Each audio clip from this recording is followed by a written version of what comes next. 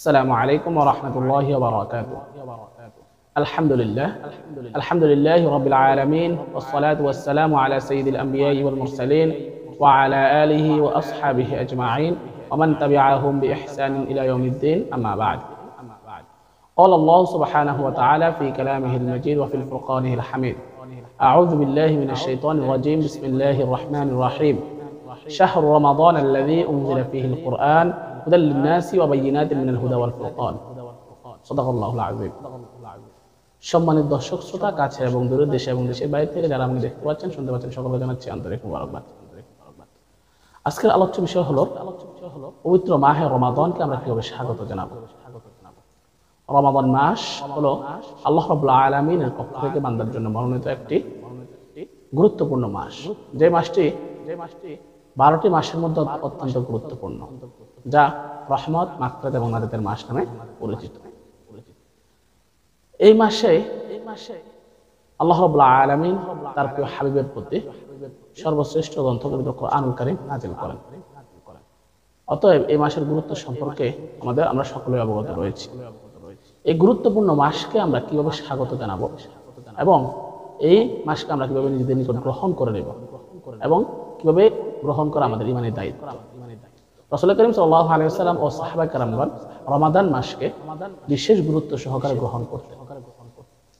আগেভাগেই এই রমাদান মাসের জন্য তারা প্রস্তুতি নিয়ে রাখতেন। ইনশাআল্লাহ আজকে কোরআন ও হাদিসের আলোকে রমাদান মাসকে স্বাগত জানানোর কিছু গুরুত্বপূর্ণ বিষয় নিয়ে আলোচনা করব ইনশাআল্লাহ। রমাদান মাসকে স্বাগত জানাতে গিয়ে আমাদের প্রথম যে কর্তব্য তা হলো আল্লাহ রাব্বুল আলামিনের শুকরিয়া আদায় করা। কেননা আমরা সম্পূর্ণ একটি বছর অতিবাহিত করে নিজেদের হায়াত নিয়ে পুনরায় আরো একটি রমাদান মাস পেতে যাচ্ছি, যাতে আল্লাহ রাব্বুল আলামিন আমাদেরকে এই রমাদান মাস পর্যন্ত হায়াত দিয়েছেন এবং এই রমাদান মাস দিয়েছেন। তাই আমরা আল্লাহ রাব্বুল আলামিনের নিকট শুকরিয়া আদায় করব। পবিত্র কোরআনুল কারীমে আল্লাহ রাব্বুল আলামিন শুকরিয়া আদায় করার বিষয়ে বলেন: কুল বিফাদলিল্লাহি ওয়া বিরহমাতিহি ফাবিযালিকা ফালিয়াফরাহু হুয়া খায়রুম মিম্মা ইয়াজমাউন। আল্লাহ রাব্বুল আলামিন বলছেন, বলুন, এটি আল্লাহর অনুগ্রহ ও দয়া, সুতরাং তাদের উচিত এ নিয়ে আনন্দিত হওয়া, এটি তাদের সঞ্চিত সম্পদের চেয়ে উত্তম। আল্লাহ রাব্বুল আলামিন এখানে বলছেন যে আমাদের যে সঞ্চিত সম্পদ রয়েছে তার চেয়েও আমরা যে একটি রমজান মাস একটি বছর পর পাচ্ছি, হায়াতে তয়্যিবা রমজান মাসে আমরা পাচ্ছি, তার জন্য আল্লাহ রাব্বুল আলামিনকে শুকরিয়া আদায় করা। দ্বিতীয় যে বিষয়টি আমরা লক্ষ্য করব তা হলো রমাদান মাসের সুসংবাদ দেওয়া এবং রমাদান মাস পেয়ে খুশি হওয়া। রাসূল করিম সাল্লাল্লাহু আলাইহি ওয়াসাল্লাম রমাদান মাসে আসলে সুসংবাদ দিয়েছেন রমাদান মাসের জন্য, এবং তিনি এই মাসটি থেকে কাউকে বঞ্চিত হতে নিষেধ করেছেন, যাতে কেউ এই মাস থেকে বঞ্চিত না হয় এবং খুশি হয়। রমাদান মাস নিয়ে রাসূল করিম সাল্লাল্লাহু আলাইহি ওয়াসাল্লামের সুসংবাদ এবং খুশির বিষয়ে রাসূল করিম সাল্লাল্লাহু আলাইহি ওয়াসাল্লামের পক্ষ থেকে যে হাদিসটি বর্ণনা করা হয়েছে আবু হুরায়রা রাদিয়াল্লাহু তাআলা আনহু, তিনি বলেন, ক্বালা রাসূলুল্লাহ সাল্লাল্লাহু আলাইহি ওয়াসাল্লাম, রাসূল সাল্লাল্লাহু আলাইহি ওয়াসাল্লাম বলেছেন, আতাকুম রমাদান শাহরুল মুবারাক, তোমাদের কাছে রমাদান এসেছে, এটি একটি বরকতপূর্ণ মাস। ফরদুল্লাহি আযজা ওয়া জাল্লা আলাইকুম সিয়ামাহু, এই মাসে আল্লাহ রাব্বুল আলামিন তোমাদের উপর রোজাকে ফরজ করেছেন। তুফতাহু ফিহি আবওয়াবুস সামা, এবং আল্লাহ রাব্বুল আলামিন তোমাদের জন্য এই মাসে জান্নাতের দরজাসমূহ খুলে দেন, আসমানের এবং জান্নাতের দরজাসমূহ কি করে দেন? খুলে দেন। ওয়া তুগলাকু ফিহি আবওয়াবুল জাহিম, এবং আল্লাহ রাব্বুল আলামিন জাহান্নামের দরজাসমূহ কি করে দেন? বন্ধ করে দেন। ওয়া তুগলাকু ফিহি মারাদুশ শায়াতিন, এবং আল্লাহ রাব্বুল আলামিন এই মাসে শয়তানকে শিকল দিয়ে বন্দী করে রাখেন। লিল্লাহি ফি লাইলাতুন খায়রুম মিন আলফি শাহর, এই মাসে এমন একটি রজনী রয়েছে যা হাজার মাসের চাইতে উত্তম। মান হুররিমা খায়রাহা ফাকাদ হুররিম, যে ব্যক্তি এই কল্যাণকর থেকে বঞ্চিত হলো সে প্রকৃত অর্থে বঞ্চিত। অর্থাৎ আল্লাহ রাব্বুল আলামিন আমাদেরকে যে রহমত দিয়েছে, দয়া করেছে, এবং এই মাসে যে ফজিলতগুলো রয়েছে রাসূল সাল্লাল্লাহু আলাইহি ওয়াসাল্লাম একটি হাদিসে আমাদেরকে বর্ণনা করে দিয়েছে। রমাদান মাসে সফলকাম হওয়ার জন্য এবং এই মাসকে স্বাগত জানানোর জন্য আমরা তৃতীয়তে যে পদক্ষেপটি নিতে পারি তা হলো গুনাহ থেকে বেঁচে থাকা, তওবা করা এবং আত্মশুদ্ধি করা। রমাদান মাস হলো আত্মশুদ্ধির মাস। তাই এই মাস আসার আগে আমাদের উচিত সকল ধরনের গুনাহ থেকে আন্তরিকভাবে তওবা করা এবং গুনাহ থেকে নীরবভাবে নিজেকে আত্মশুদ্ধি করা, নিজেকে পরিপূর্ণভাবে রমাদান মাসের জন্য তৈরি করা। এই বিষয়ে আল্লাহ রাব্বুল আলামিন পবিত্র কোরআন কারীমে সূরা নূরে বলেন, আইয়ুহাল মুমিনুনা লাআল্লাকুম তুফলিহুন, হে ঈমানদারগণ, তোমরা সবাই আল্লাহর কাছে তওবা করো যাতে তোমরা সফলকাম হতে পারো।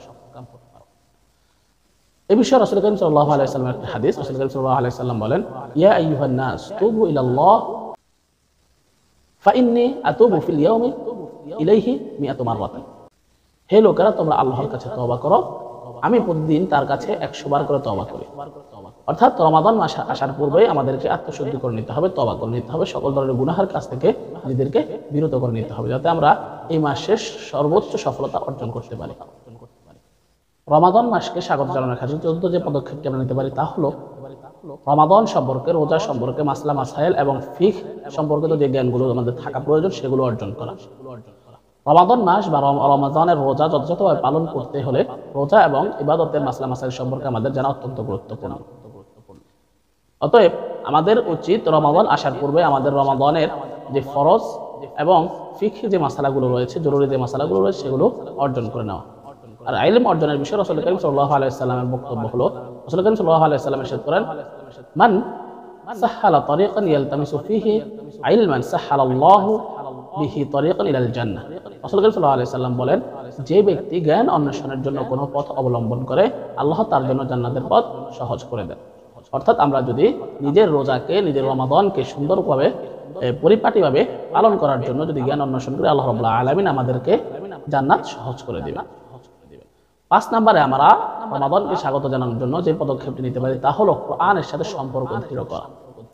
রমাদান হলো কোরআনের মাস, এই মাসেই কোরআন নাজিল হয়েছে এবং কোরআনকে আল্লাহ রাব্বুল আলামিন মানব জাতির হেদায়েতের জন্যই নাজিল করেছেন।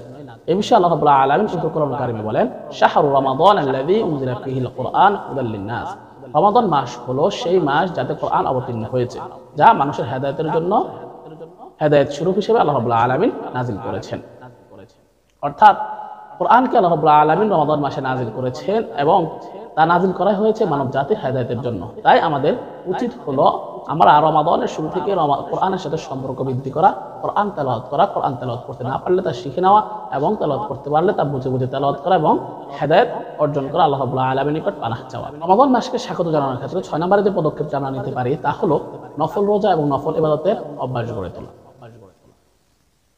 নফল রোজা এবং নফল ইবাদত হলো অত্যন্ত গুরুত্বপূর্ণ, যা রমাদান মাসে অভ্যাস গড়ে না থাকলে তা করা সম্ভব হয়ে ওঠে না। রাসূল করিম সাল্লাল্লাহু আলাইহি ওয়াসাল্লাম যার জন্য শাবান মাস থেকে প্রস্তুতি গ্রহণ করতেন। রাসূল করিম সাল্লাল্লাহু আলাইহি ওয়াসাল্লাম বলেন, শাবান মাস হলো এমন একটি মাস যা রজব ও রমাদানের মধ্যবর্তী মাস। মানুষ এতে গাফেল থাকে। এই মাসে আমল আল্লাহর কাছে উঠানো হয়। তাই আমি চাই আমার আমল যখন আল্লাহর নিকট উঠানো হবে তখন যাতে আমি রোজা অবস্থায় থাকি। অর্থাৎ এই শাবান মাসে বান্দার আমলগুলো আল্লাহ রাব্বুল আলামিনের নিকট উঠানো হয় এবং রাসূল করিম সাল্লাল্লাহু আলাইহি ওয়াসাল্লাম এটা চাইতেন যাতে রাসূল সাল্লাল্লাহু আলাইহি ওয়াসাল্লাম রোজাদার অবস্থায় তার আমলনামা আল্লাহ রাব্বুল আলামিনের নিকট পেশ করা হয়। শুধু রোজাই নয়, আমাদের উচিত তাহাজ্জুদ নামাজ সহকারে যত নফল ইবাদত রয়েছে এবং গুরুত্বপূর্ণ ইবাদতগুলো রয়েছে এবং এর সাথে সাথে যদি আমাদের পূর্বের বছরের কাদা রোজা থেকে থাকে সেগুলো এই রমাদান মাস আসার পূর্বে আদায় করে নেওয়া এবং শাবান মাসে বেশি বেশি রোজা এবং নফল ইবাদতের মাধ্যমে নিজেকে রমাদানের ইবাদত এবং আমলের জন্য প্রস্তুত করে নেওয়া। রমাদান মাসে স্বাগত জানানোর ক্ষেত্রে 7 নম্বরে যে আমরা পদক্ষেপটি নিতে পারি তা হলো বেশি বেশি দান সদকা করা, সৎকর্ম করা এবং সৎকর্মের কাজ বৃদ্ধি করা। রাসূল করিম সাল্লাল্লাহু আলাইহি ওয়াসাল্লাম রমাদান মাস আসার পূর্বে সৎকর্ম করতেন এবং দান সদকা বেশি বেশি করতেন। যা আমরা রাসূল করিম সাল্লাল্লাহু আলাইহি ওয়াসাল্লামের হাদিস থেকে পাই যে কারা রাসূলুল্লাহ সাল্লাল্লাহু আলাইহি ওয়াসাল্লাম আওজাদুন নাস। রাসূল করিম সাল্লাল্লাহু আলাইহি ওয়াসাল্লাম ছিলেন সবচেয়ে উদার ব্যক্তি, মানুষের মধ্যে সবচেয়ে উদার ব্যক্তি। ওয়া কানা আওজাদু মা ইয়াকুনু ফিহি রমাদান। আর যখন রমাদান মাস চলে আসতো তখন তিনি তার চেয়ে বেশি উদার হয়ে যেতেন। হিনা ইয়ালকা জিবরাইল, জিবরাইল আলাইহিস সালাম যখন তার সাথে সাক্ষাৎ করতে আসেন তখন তিনি আরো বেশি উদার হয়ে যেতেন। অর্থাৎ রাসূল করিম সাল্লাল্লাহু আলাইহি ওয়াসাল্লাম এমনিতেই উদার ছিলেন, উদার সর্ব অবস্থায় থাকেন, কিন্তু রমাদান মাস আসলে তিনি আরো বেশি উদার হয়ে যান এবং যখন জিবরাইল আলাইহিস সালাম তার নিকট আসেন তখন তিনি তার চেয়ে বেশি উদার হয়ে যেতেন। 8 নম্বর এবং সর্বশেষ আমরা এই পবিত্র মাহে রমাদানকে স্বাগত জানানোর ক্ষেত্রে যে পদক্ষেপ নিতে পারি তা হলো দোয়া ও ইস্তেগফারের তালিকা করা। আমরা যারা দোয়া এবং ইস্তেগফার করে থাকি রমাদান মাসে তারও বেশি বেশি করে করা এবং তাদের ভুলে না যায় তার জন্য একটি তালিকা তৈরি করা, চার্ট তৈরি করা, যাতে আমাদের সবসময় তা মনে থাকে। আল্লাহ রাব্বুল আলামিন কোরআন কারীমে বলেন, ওয়া ইযা সাআলাকা ইবাদি আন্নী ফাইন্নী করিব উজিবু দাওয়াতাদ দাঈ ইযা দাআন। আল্লাহ রাব্বুল আলামিন বলেন, আমার বান্দারা যদি আপনাকে আমার বিষয়ে জিজ্ঞাসা করে তবে আপনি বলে দিন আমি খুব কাছেই আছি। যখন কোনো বান্দা আমাকে ডাকে আমার কাছে দোয়া করে আমি তার দোয়া কবুল করি। অর্থাৎ আল্লাহ রাব্বুল আলামিন বলছেন যাতে আমরা আল্লাহ রাব্বুল আলামিনের নিকট বেশি বেশি দোয়া করি। নবী করিম সাল্লাল্লাহু আলাইহি সাল্লামকে আল্লাহ রাব্বুল আলামিন বলছেন যে আমার বান্দারা যখন আপনাকে জিজ্ঞাসা করে আমার বিষয়ে তখন বলে দিন যে আমি তাদের নিকটেই আছি, এবং তারা যখন আমার নিকট দোয়া প্রার্থনা করবে তখন আমি তাদের দোয়া কবুল করে নেব, তাদের ডাকে সাড়া দিব। এ বিষয়ে রাসূল করিম সাল্লাল্লাহু আলাইহি সাল্লামের একটি হাদিস তিনি বলেন যে 3 ব্যক্তির দোয়া কখনো প্রত্যাখ্যান করা হয় না। তাদের মধ্যে তারা হলেন রোজাদার ব্যক্তির ইফতারের সময়। অর্থাৎ আমরা জানি যে ইফতারের সময় দোয়াটি কবুল করে নেওয়া হয়। আল্লাহ রাব্বুল আলামিন এই ইফতারের যে ইফতার ব্যক্তি, রোজাদার ব্যক্তি ইফতার সামনে নিয়ে যে দোয়াটি করে আল্লাহ রাব্বুল আলামিন তার দোয়া কবুল করে নেয়। 2 নম্বর হলো ন্যায়পরায়ণ শাসক। যিনি ন্যায়পরায়ণ শাসক তিনি যদি দোয়া করেন আল্লাহ রাব্বুল আলামিন তার দোয়া কবুল করে নেন। আর 3 নম্বর হলো মাজলুম ব্যক্তি। যদি মাজলুম ব্যক্তি আল্লাহ রাব্বুল আলামিনের নিকট দোয়া করেন আল্লাহ রাব্বুল আলামিন তার দোয়া কবুল করে নেন। এই 3 ব্যক্তির দোয়া আল্লাহ রাব্বুল আলামিন কখনো ফিরিয়ে দেন না। সর্বশেষ যদি বলতে হয়, রমাদান মাস হলো আত্মশুদ্ধির মাস, কোরআন নাজিলের মাস, নিজেকে পরিবর্তন করার মাস, নিজের গুনাহ খাতাগুলো মাফ করার মাস।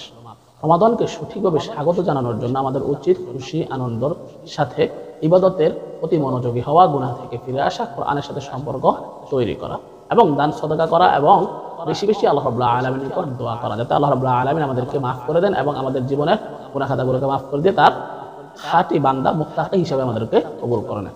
যদি আমরা রমাদান মাসের প্রস্তুতি গ্রহণ করতে পারি তাহলে ইনশাআল্লাহ আমরা এই বরকতপূর্ণ মাসটি সম্পূর্ণভাবে ফায়দা অর্জন করতে পারবো।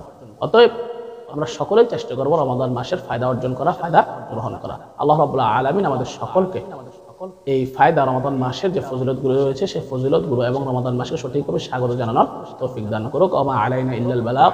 আসসালামু আলাইকুম ওয়া রাহমাতুল্লাহি ওয়া বারাকাতুহু।